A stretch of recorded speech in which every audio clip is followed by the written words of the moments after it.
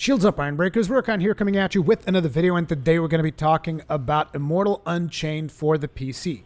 Now, this title was recently in a closed alpha event, and I was able to get access to it, so I figured I would check it out and tell you guys my opinions on it. Now, to give you guys a picture of what this gameplay feels like, all I can really say is this is sci-fi Dark Souls with guns. And I know that nowadays bringing Dark Souls to a comparison is pretty damn cheap because everybody is using Dark Souls for everything.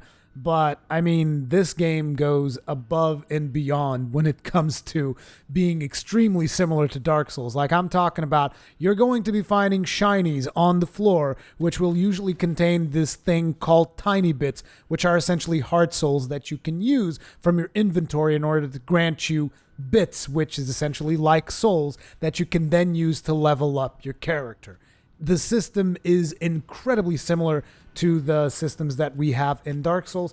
And not only that, you also have a rifle, and your rifle expands stamina when you use it because you have a stamina gauge. There's dodge rolls so that you can dodge your enemies as well. And those are prevalent in a lot of video games. But when you start adding all of the mechanics put together, the easiest way to describe it, if you've ever played a Dark Souls title, is this is sci-fi Dark Souls with guns. Okay, now that we've gotten that out of the way, let's talk about how the gameplay actually felt. So when I first started playing it, I was actually a little bit put off by how many things I found in common with Dark Souls. And I was like, wow, you guys are you've really made essentially what is Dark Souls with guns. And I'm not exactly sure how I feel about this, because I felt like, so what happens when you run out of ammo? There's got to be some kind of a melee system, right?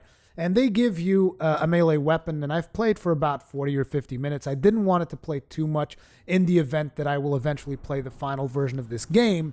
And it's like, I don't want to have played through a large section of a level and then play through it again in the final game and know exactly everything that happens, right?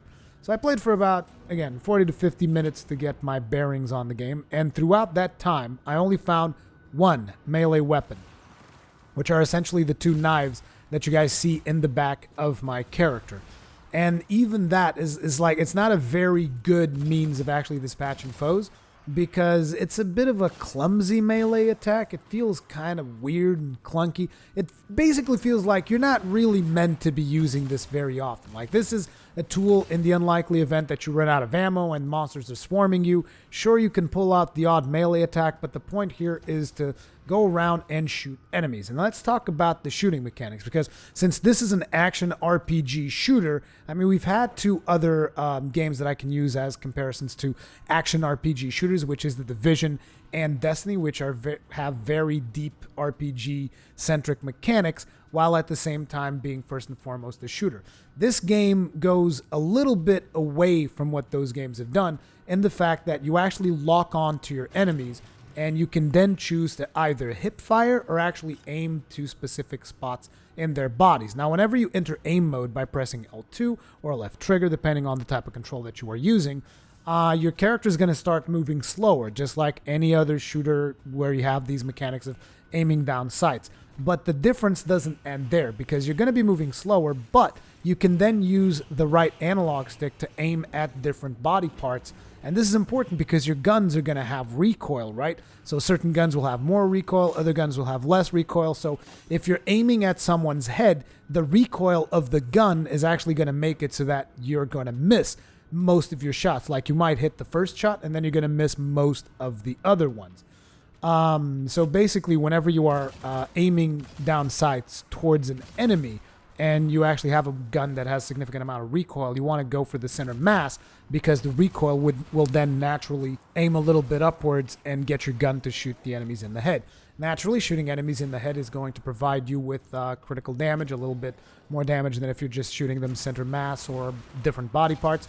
However, shooting other body parts, I've noticed that sometimes triggers different effects, like you might be able to stun certain monsters. And also, other monsters have like this power pack looking thing, this Iron Man type of deal in their back, which obviously you'll want to shoot them there because that's an obvious weak spot.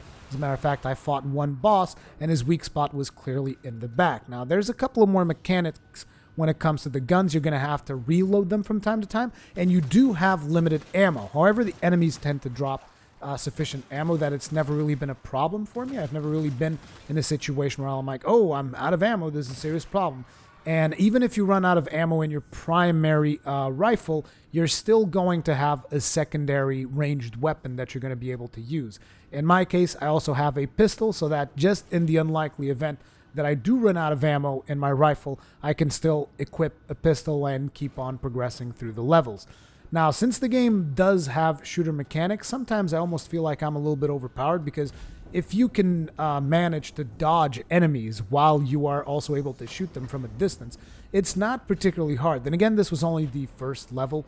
It's not like they've shown the best kind of enemies that you will be fighting against. And I'm sure that there's some room here to add additional levels of difficulty and so on and so forth. But I do have to say, some of the AI I felt was, could use a bit of a touch-up. Like, there were enemies where I was able to essentially hide behind a wall and then step outside, shoot them, hide back behind the wall, and they didn't really think to come in after me while I was reloading my weapon, which, there could be a couple of improvements made there. But overall, the thing that really surprised me about this game is that when I started playing it, I was feeling like, this doesn't feel extremely fun, because, it's kind of just like another Dark Souls clone, but with guns.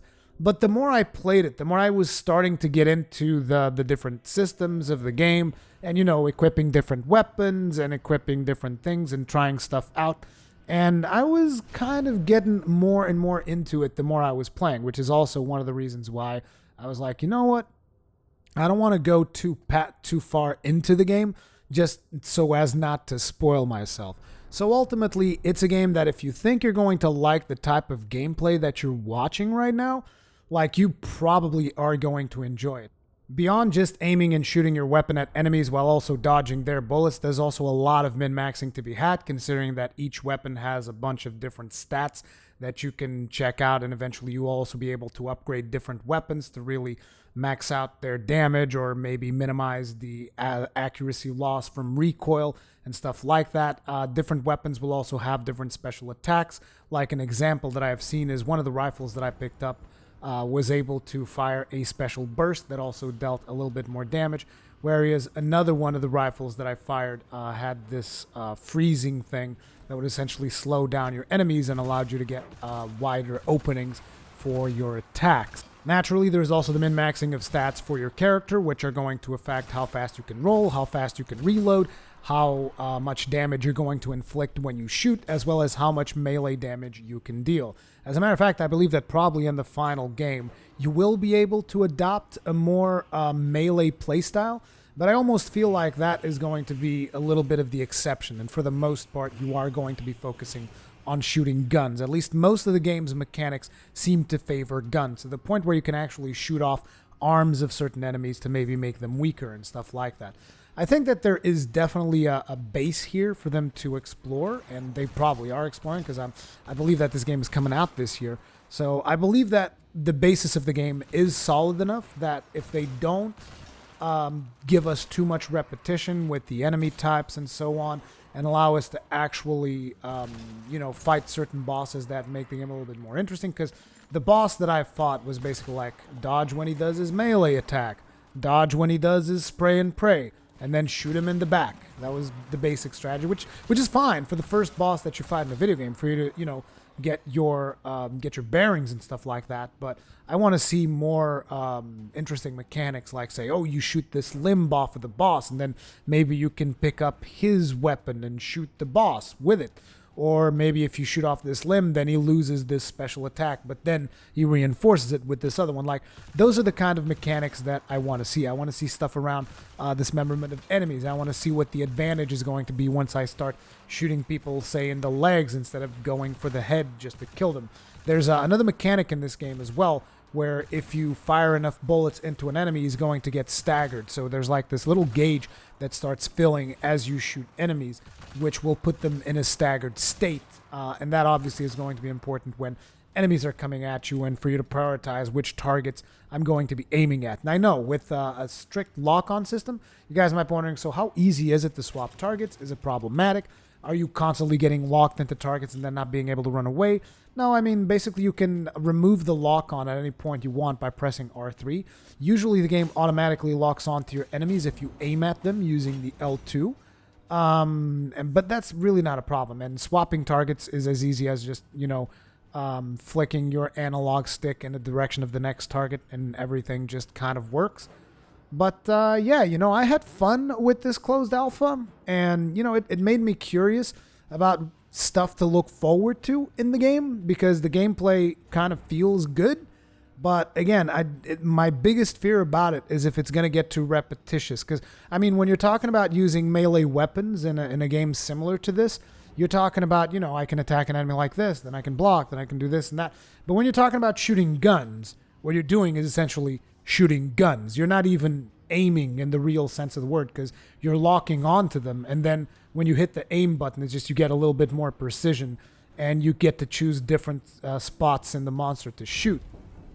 But ultimately, you're not aiming in the traditional sense for a shooting game, which is why right now for the alpha, they even said, we recommend you to use a controller. This is going to feel more natural with a controller. And I almost get this feeling that it's going to be a little bit jarring for PC gamers, like if they are used to, doing the whole mouse and keyboard thing for shooters. I don't know how that's going to work out. Like if they're going to just unlock the shooting mechanics so that you can actually manually aim with the mouse. I'm not sure if that's something that they're going to enable you to do in the final version of the game, but in order to release it on PC, I kind of feel like they have to, because I'm not looking at PC gamers going like, oh yeah, sure, I'll play this shooter game with a controller.